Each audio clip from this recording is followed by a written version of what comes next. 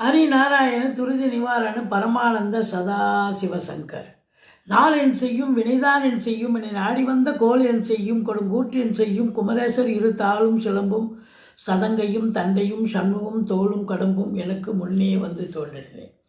ஓம் அனுமந்தாய வித்மகே வாயு புத்திராய தீமகே தந்தனோ மாருதி பிரச்சோதியாத் பட்டீஸ்வரம் ஸ்ரீ விஷ்ணு துர்க்கையே போற்றி. உலகெங்கிலும் வாழ்ந்து கொண்டிருக்கும் ஸ்ரீராம் ஆஸ்ட்ரோ யூடியூப் சேனல் நேயர்களுக்கு டாக்டர் சைதை ராஜாவின் அன்பான வணக்கங்கள். நாம் இப்பொழுது இந்த எபிசோடில் சனி பகவான் இது நாள் வரைக்கும் வக்ரகதியில் சென்று கொண்டிருக்கிறார். இப்போ வக்ர நிவர்த்தி அடைகிறார், நேர்கதியில் பயணம் செய்கிறார். இப்போது இந்த சனி வக்ர நிவர்த்தி அடைவதால் ஒவ்வொரு ராசிக்கும் மொத்தம் 12 ராசிக்கும் இந்த சனி பகவான் எப்பேற்பட்ட பலனை வழங்கப் போகிறது? நல்ல பலனை தருமா அல்லது கெடு பலனை தருமா? இப்படி ஒவ்வொரு ராசியாக பார்க்கலாம் வாங்க. இது கோச்சார ரீதியான பலன் தாங்க, பொது பலன் தான். இந்த சனி பகவான் வக்ர நிவர்த்தி அடையுது. இதை பற்றி நம்ம பலனை சொல்கிறோம்னா, இது கோச்சார ரீதியாக இன்னைக்கு சனி பகவான் எங்கே நிற்கிறார், எந்த இடத்துல எந்த ராசியில் அமர்ந்திருக்கிறார், அங்கேருந்து மற்ற 12 ராசிக்கும் அவர் என்ன பலனை தரப்போகிறார் அப்படிங்கிற ஒரு பொது பலனை தான் நம்ம சொல்ல போகிறோம். யாருடைய தனிப்பட்ட ஜாதகத்தை நம்ம அனலைஸ் பண்ணல. இப்போது ஒருத்தருக்கு தசை நடக்குது. இப்போது இந்த சனி பகவான் வக்ர நிவர்த்தி அடைவது கெடுபலனை தருகிறது என்று சொன்னால், அவங்களுக்கு பிறப்பு ஜாதகத்தில் ஒருவருக்கு யோகமான தசை இப்பொழுது நடந்து கொண்டிருக்கிறது என்று சொன்னால், இந்த சனி வக்ர நிவர்த்தி ஒன்றும் பண்ணாது. அதுதாங்க கோச்சாரம் என்பது 30 விழுக்காடு 30% தான். பேசிக்காக உங்களுடைய தசா புத்தி இப்போ இயங்கி கொண்டிருக்கும். அது அவயோக தசையா இல்லை யோகமான தசையா, அதை கருத்தில் கொண்டு தான் நம்ம இது பண்ணுறோம். அதை நம்ம பார்க்குறதில்ல. அது தனிப்பட்ட ஒவ்வொருடைய தனிப்பட்ட ஜாதகத்தை வச்சு தான் நம்ம சொல்ல முடியும். இது பொது பலன் 30 விழுக்காடு மட்டுமே நம்ம இது சொல்ல முடியும் அப்படின்னு சொல்ல முடியும். இந்த சனி பகவான் பொறுத்தவரையிலையும் நேர்கதியில் சனி இப்பொழுது பயணம் செய்ய போகிறார். அப்போது இதை பொறுத்தவரையிலையும் என்னென்ன கோயிலுக்கு போகலாம், என்ன சாமி கும்பிடலாம், எந்த பரிகாரம் பண்ணலாம் அப்படிங்கிற ஒரு முழுமையான ஒரு தகவலையும் சொல்ல போகிறோம்.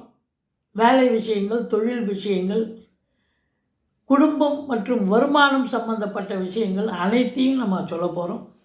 எங்களுடைய வீடியோ இதுவரைக்கும் பார்த்து கொண்டிருக்கும் அன்பர்கள், சப்ஸ்கிரைப் செய்யாதவர்கள் சப்ஸ்கிரைப் செய்து கொள்ளும்படி கேட்டுக்கொள்கிறோம். ரைட் சைடில் சப்ஸ்கிரைப் இருக்கும், பெல் பட்டன் இருக்கும், ரெண்டுத்தையும் ப்ரெஸ் பண்ணிங்கன்னா அடுத்த நொடியே எங்களுடைய வீடியோ உங்களை நோக்கி வர துவங்கிவிடும். வாங்க ஒவ்வொரு ராசியாக பார்க்கலாம். மகர ராசி அன்பர்களுக்கு வணக்கம்.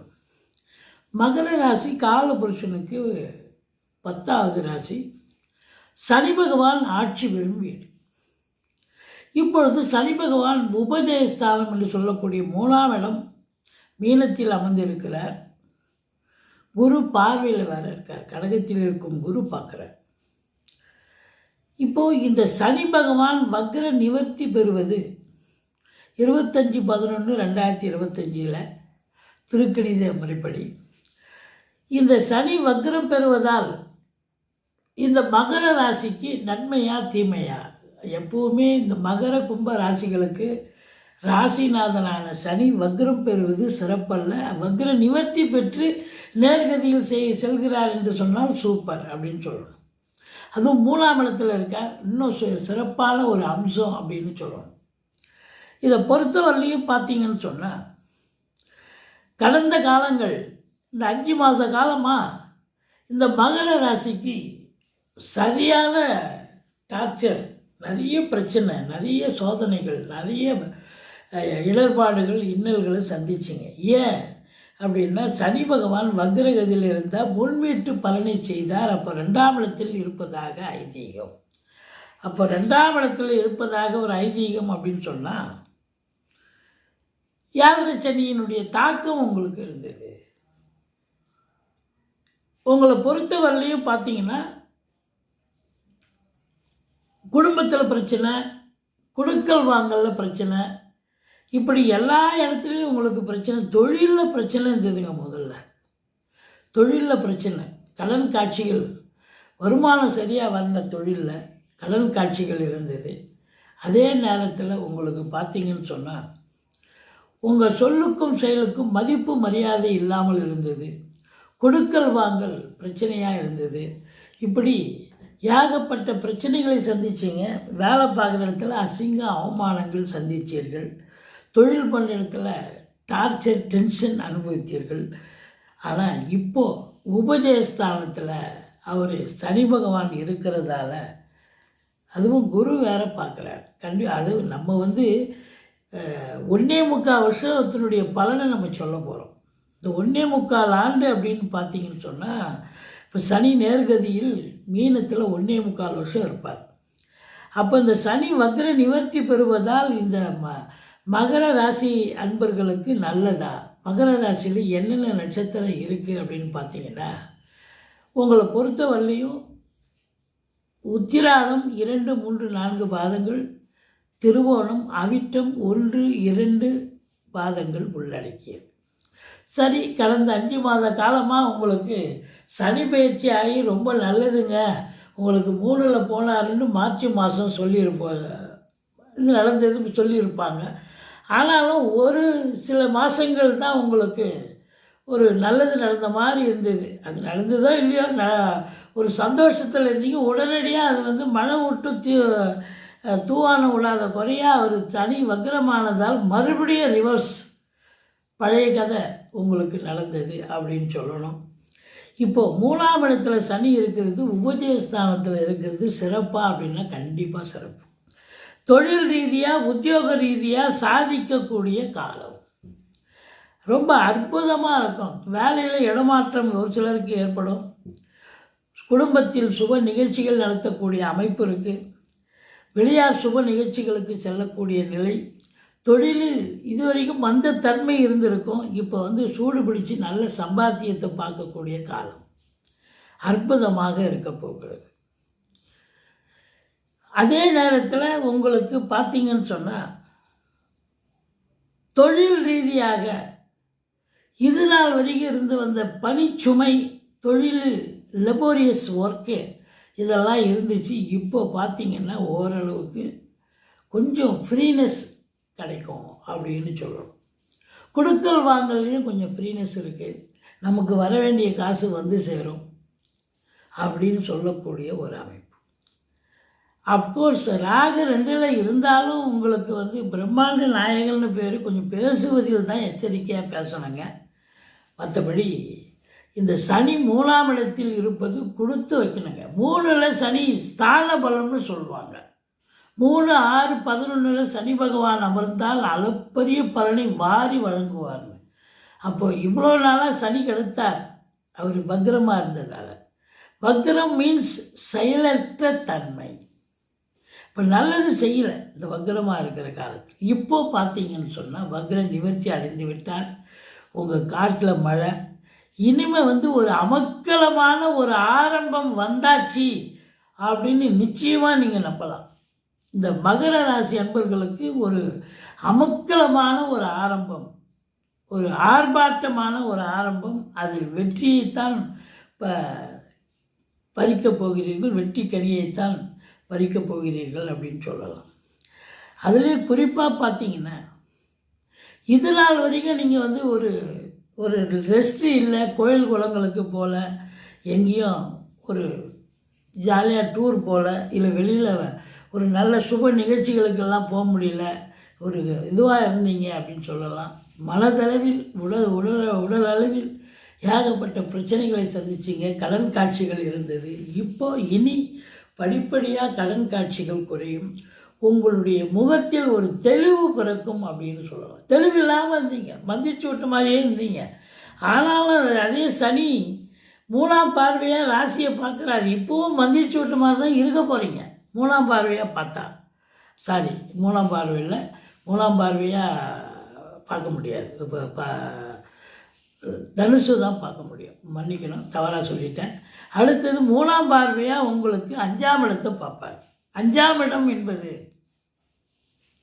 பூர்வ புண்ணியஸ்தானம். இது வரைக்கும் ஸ்தான பலத்தை வச்சு பார்த்தோம். இப்போது பார்வை பலம் அப்படின்னு பார்க்கும்போது சனி இருக்கிற இடத்த நல்லது செய்வார், பார்க்குற இடத்த பாழ்படுத்துவார். சனி பொறுத்தவரையிலையும் உங்களுக்கு ராசிநாதனாக இருக்கிறதால அவர் எதை செஞ்சாலும் அதுக்கு ஒரு காரணம் இருக்கும், ஒரு நல்லது இருக்கும். சனி பகவான் கொடுத்தா வேறு எந்த ஒரு கிரகமும் பறிக்க மாட்டாங்க. இப்போ ராகு கொடுத்தா அடுத்த திசையிலே உங்களுக்கு அதுக்கு காணாத போயிடும். குரு கொடுத்தா கூட நல்லா நியாயமாக இருக்கும், கொடுக்க வேண்டிய காசை கொடுப்பார். ஆனால் சனி பகவான் பொறுத்தவரையிலையும் உங்களை பொறுத்தவரையிலையும் ரொம்ப சனி தசையில் ஒரு வீடு வாங்குறீங்க, ஒரு இடம் வாங்குறீங்க, இல்லை ஒரு சேவிங்ஸ் இருக்குது, இதெல்லாம் ரொம்ப பிற்காலத்துக்கு பயன்படக்கூடிய அளவுக்கு அது கரையாது. அது சேவிங்ஸும் கரையாது, வீடு வாசல்லாம் அப்படியே பர்ஃபெக்டாக நிரந்தரமாக இருக்கக்கூடிய. ஏன்னா சனி ஒரு எதையுமே அவர் கொடுத்தாருன்னா சரியாக கொடுப்பார் அப்படின்னு சொல்லணும். இப்போது 3ஆம் பார்வையாக 5ஆம் இடத்தை பார்க்கிறாருன்னா பிள்ளைகளுக்கு ஏதாவது இடர்பாடுகள் வரும். பூர்வீகத்தில் ஏதாவது ஆட்டையை போடுவாங்க யாராவது, எனக்கு இது வரைக்கும் இடம் இருக்குங்க, நீங்கள் வேலை போட்டுட்டீங்கன்னு.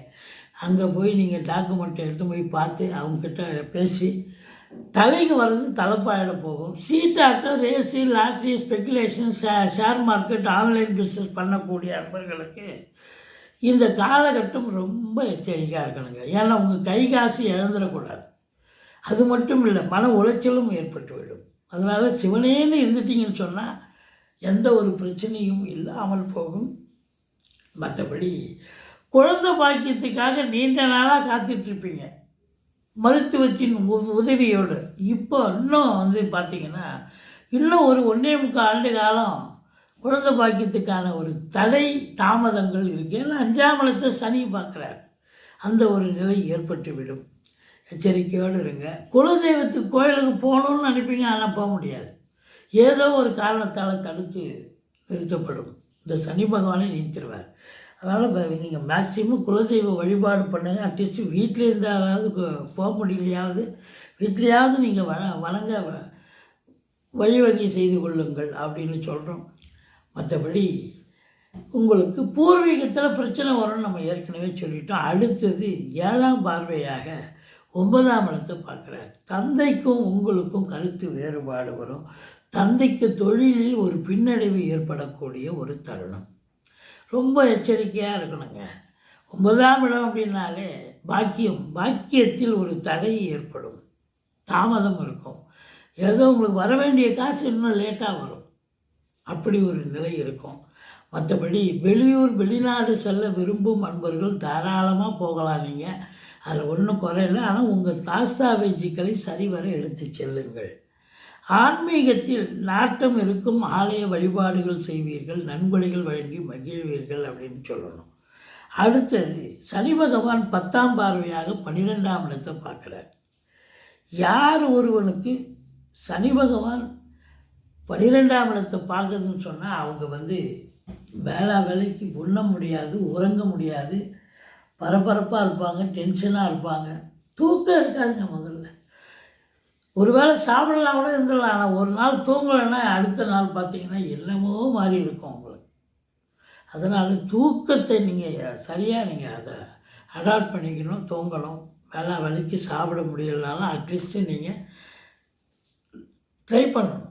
ஏன்னா ஏதோ ஒரு காரணத்தால் ஒரு 2 மணிக்கு சாப்பிட்றது 4 மணிக்கு சாப்பிடுவீங்க.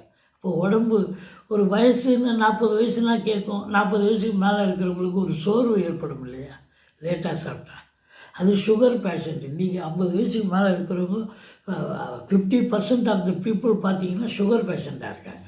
அப்போ அந்த சுகர் பேஷண்ட்டில் லேட்டாக சாப்பிட்டா இன்னும் டென்ஷன், டார்ச்சர், இன்னும் அதாவது சாப்பிடலனாலும் வியாதி அதிகமாகும், சுகர் அதிகமாகுது, லேட்டாக சாப்பிட்டாலும் அதிகமாகுது. அதனால் ரொம்ப ஜாக்கிரதையாக இருக்கணுங்க. மற்றபடி மனசாட்சியோடு நீங்கள் இருப்பீங்க. இந்த மகர ராசி என்பவர்கள் உண்மையாக உழைக்கக்கூடியவர்கள். ஆனால் இவங்கக்கிட்ட ஒரு இது என்ன அப்படின்னா 4 கேள்வி கேட்டால் 1 கேள்விக்கு தாங்க பதில் சொல்லுவாங்க. மறைக்கணும்னு எண்ணம் கிடையாது, சுபாவமே அப்படித்தான் அப்படின்னு சொல்லணும். மற்றபடி இவங்க பார்த்தீங்கன்னாக்கா இப்போது திருமணம் சம்பந்தப்பட்ட விஷயங்கள் கைகூடி வரும். ஒரு சிலருக்கு தொழிலில் இடமாற்றம் இருக்கும், வேலையில் இடமாற்றம் இருக்கும். அதெல்லாம் வந்து பாசிட்டிவாகவே இருக்கும், பயப்பட வேண்டாம். மற்றபடி உங்களை பொறுத்தவரையிலையும் இந்த தொழிலில் சுமை வேலை பளு அதிகமாக இருந்தாலும் ஒன்றும் பயப்படாதீங்க.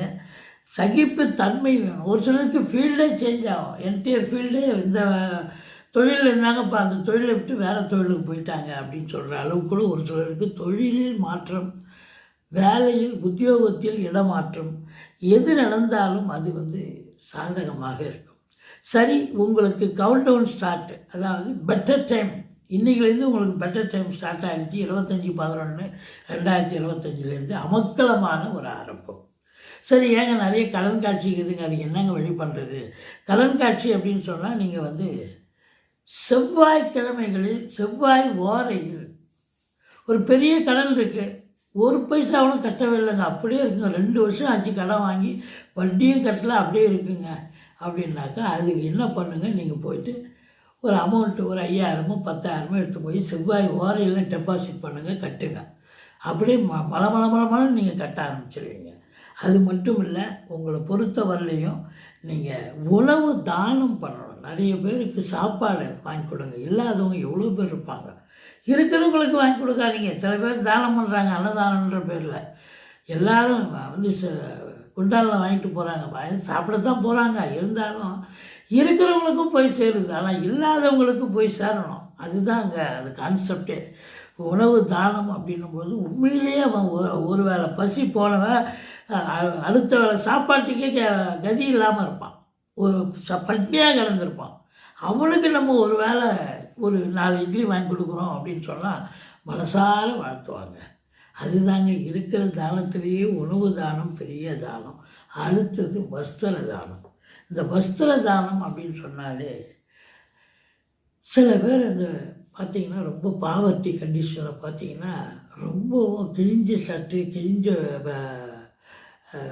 லுங்கி, இல்லை கிழிஞ்ச வேட்டி, இப்படி அதாவது அவங்களுக்கு லேடிஸாக இருந்தால் புடவைங்க சரியில்லாமல் ஒரு இத்து போன புடவை, சாயம் போன புடவை, இப்படி இதெல்லாம் ரொம்ப பாவம், ரொம்ப பார்க்குறதுக்கே ஒரு பரிதாபமாக இருக்கும். அதுபோல் உண்மையிலேயே கஷ்டப்படுற மக்களுக்கு, கஷ்டப்படுற ஜீவன்களுக்கு நீங்கள் வந்து ட்ரெஸ்ஸு கொடுக்கலாம், ட்ரெஸ்ஸு வாங்கி கொடுக்கலாம். உங்கள் பெரிய லெவலில் வாங்கி கொடுங்க, ஓரளவுக்கு நீங்கள் உங்கள் சக்திக்கு தகுந்த மாதிரி நீங்கள் சிம்பிளாக ஏதோ ஒன்றாவது வாங்கி கொடுத்தா கூட போதும். அதுபோல் இந்த அன்னை, அதாவது அனாதை இல்லம்னு இருக்குது, முதியோர்கள் இல்லம்னு இருக்குது, நிறைய இப்போ இல்லங்கள் நிறையா. இந்த இல்லங்கள்லேருந்து அந்த இல்லத்துக்கு போயிடுறாங்க, எல்லோரும் போயிடுறாங்களே, அவங்களாம் விரும்பி போகல, அவங்கள கொண்டு போய் விட்டு வந்துடுறாங்க அனாதை இல்லங்களுக்கோ இல்லை முதியோர் இல்லங்களுக்கோ. ஆனால் அவங்க படுற அவஸ்தை இருக்குது பாரு. நீங்கள் போய் ஒரு நாள் அவங்க அங்கே 100 பேர் இருப்பாங்க, 100 பேருக்கு நீங்கள் ஒரு வேளை சாப்பாடு கொடுக்க முடியாது. அட்லீஸ்ட் உங்களால் நடந்து ஒரு 10 பேருக்காவது இங்கேருந்து எடுத்துகிட்டு வாங்கி போய் கொடுங்க. இல்லை நீங்கள் ஒன்றுமே கொடுக்க கூட வேணாங்க, நீங்கள் போய் பாருங்கள் முதல்ல அவங்க எப்படி இருக்காங்க, அவங்க நிர்வாகம் என்ன பண்ணுது, என்ன எப்படி சாப்பிட்றாங்க, எப்படி அவங்களுடைய வாழ்க்கை எப்படி இருக்குது, அவங்க என்னென்ன ஆங்கிளில் அவங்க கஷ்டப்படுறாங்க அப்படின்னு அதை போய் பார்த்தீங்கன்னு சொன்னால் உங்களுக்கே ஒரு மனசு இறங்கும். அதுலேயும் குறிப்பாக பார்த்தீங்கன்னு சொன்னால் அதுபோல் அனாதை இல்லங்கள், முதியோர் இல்லங்களுக்கு சென்று உங்களுக்கு திருமண நாள் வரும், பிறந்த நாள் வரும், இது போன்ற நாட்களில் உங்களால் ஆனது ஒரு வேளை சாப்பாடு அட்லீஸ்ட் நீங்கள் அவங்களுக்கு ஒரு விநியோகம் பண்ணிட்டு உங்கள் கையாலேயே விநியோகம் பண்ணிட்டு வரலாம். அது வந்து ரொம்ப இருக்கிறதுலே பெரிய விசேஷங்க. அதையும் தாண்டி இன்னொரு விசேஷம் என்ன அப்படின்னாக்கா, இந்த சனிக்கிழமை தான் இல்லைங்க, எல்லா நாளுமே காக்காய்க்கு உணவு போடலாம். உணவுன்னு சொன்னால் சாப்பாடு, பழைய சாப்பாடு எடுத்து போய் வைக்கலாம். இல்லை நீங்கள் கடையில் டீ கடையில் டீ சாப்பிட்றீங்க, இல்லை வடை சாப்பிட்றீங்க, இல்லை வீட்டில் வடை செய்கிறாங்க, இல்லை ஏதோ ஸ்நாக்ஸ் இருக்குது, ஏதோ முறுக்கு இருக்குது, ஏதோ ஒன்று அதை பிச்சு போட்டு போடுங்க. டெய்லி போடணும்னு நம்ம சொல்கிறோம். நம்ம அதாவது முதல் நாள் வந்து பெருசாக ஒன்றும் வராது காக்கா, அடுத்த நாளில் 2 காக்கா வரும், 3 இப்படியே வந்து பார்த்தீங்கன்னா உங்கள் உணவுக்காக காத்துட்ருக்கோம். அந்த டயத்தில் நீங்கள் அங்கே போக முடியாத சூழ்நிலை, வெளியூர் போயிடுவீங்க. அப்போ வேறு யாரையா விட்டாவது போட சொல்லுங்கள். ஏன்னா அந்த அளவுக்கு காக்காவுக்கு இது உணவளிக்கிறது அந்த இறை. அதாவது மற்றபடி இந்த மற்ற ஜீவன்கள் இருக்குது பாருங்கள், 4 கால் ஜீவன், அதாவது பசு இருக்குது, நாய் இருக்குது, இல்லை விலங்குகள் இது நிறைய இருக்குது. இதெல்லாம் வந்து நீங்கள் அதனுடைய பசி அறிஞ்சு நீங்கள் கொடுக்கலாம். இப்போ பசுவுக்கு தானம் கொடுக்கலாம். என்ன தானம் பண்ணலாம்? நீங்கள் ஒரு கீரை வாங்கி கொடுக்கலாம், இல்லை வந்து ஒரு அந்த அகத்திக்கரை சொல்லுவாங்க, அதை வாங்கி கொடுக்கலாம். இல்லை அப்படின்னு சொன்னால் உங்களால் ஆனது புல்லுக்கட்டு, இல்லை அதுக்கு என்ன இது ஆகுதோ அது தீனி, அதை கூட நீங்கள் வாங்கி தரலாம். இதில் பழமாவது 2 பழம் வாங்கி கொடுத்துட்டு வரலாம், உங்களால் முடியுது. இது இல்லை அப்படின்னா நாய், தெரு நாய் இருக்குது, அதுவும் சிலதெல்லாம் இதுவாக இருக்கும், அதுக்கெல்லாம் ஏதோ பிஸ்கட் வாங்கி தரலாம். இப்படி ஏதோ உங்களால் ஆனது உங்கள் சக்திக்கு தகுந்த மாதிரி. ஆனால் நம்ம சாப்பிட்றோமோ இல்லையோங்க, அடுத்து உங்களுக்கு ஒரு வேளை சாப்பாடாவது நீங்கள் கொடுக்குறீங்க. ஏதோ அது உங்கள் எதிர்க்கு அந்த ஜீவன் சாப்பிடுது அப்படின்னு சொன்னால் அது விலங்காக இருக்கலாம், இல்லை பசுவாக இருக்கலாம், இல்லை வேறு உண்மையிலே மனித நியாயமுள்ள வயதானவர்களாக இருக்கலாம். யாராக இருந்தாலும் அந்த வயிற்று பசி கொடுமைக்கு நம்ம சாப்பாடு கொடுக்குறோன்னு சொன்னால் அது சிறப்பு. அதுபோல் இந்த கல்விக்கு உதவி செய்வது. கல்வி அப்படின்னா சில இடத்துல போனீங்கன்னு சொன்னால் 10 வயசு பையன் 5 வயசு பையன் வேலைக்கு போவான். அவங்க வீட்டில் ரொம்ப வறுமையாக இருக்கும், அப்பா இருக்க மாட்டாங்க, அம்மா இருக்க மாட்டாங்க, இல்லை வறுமையாக 2 பேரும் இருந்தாலும் வறுமை இருக்கும்.